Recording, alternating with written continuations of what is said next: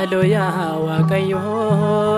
Yakakenya Disi Abida Baratin Gubane Nubasi Nunhosia Hakene Yakakenya Bekna Lamutinde Benuto Nutwada Sifsena Haloya Wakayo Yakakenya Disi Abida Baratin Gubane Nubasi Nunhosia Hakene Yakakenya Bekna Lamutinde Benuto Nutwada Sifsena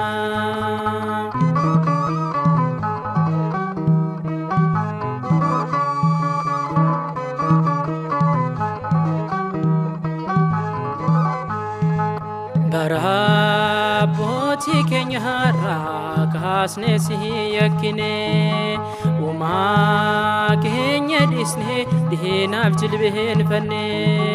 Kalbi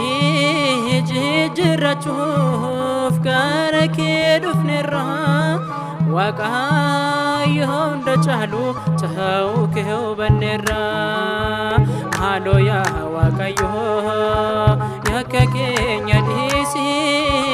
Abida Baratin Gubane Nubasi Nunhosia Hakene Yakakenya Bekna Lamutinde Benuto Nutwada Sifsena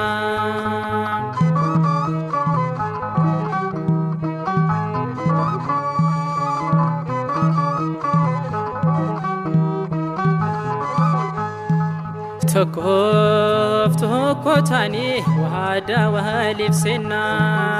Fula wage kenyat walif hamanamna Gaye hadabatu gubin biyalafa Kanuti midage hundumtu inafa Haloya wakayo yakakenya disi Abida Baratin Gubane Nubasi Nunhosia Hakene Yakakenya Bekna Lamutinde Benuto Nutwada Sifsena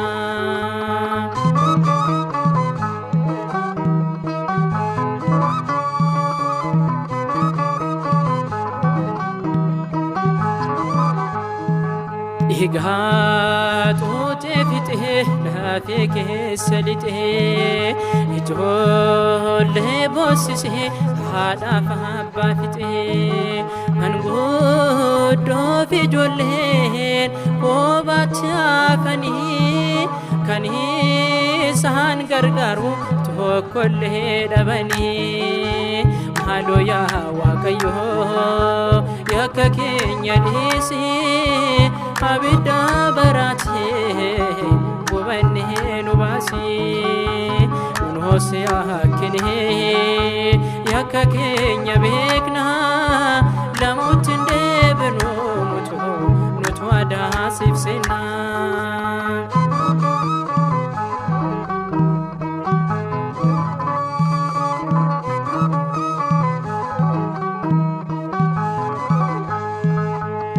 Gaya bolesa hati so boleti Yawan sa sumarka lobunge embelesi Waka yoti bonya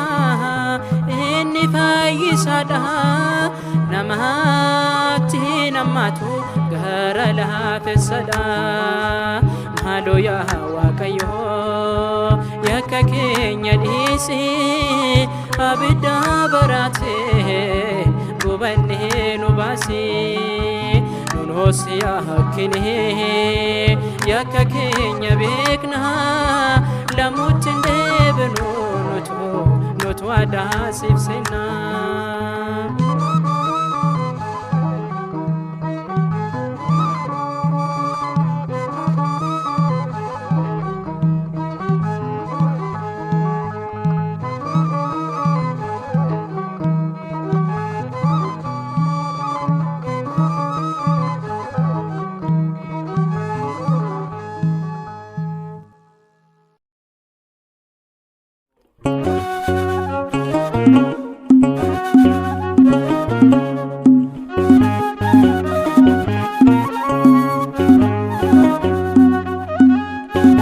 Thank you.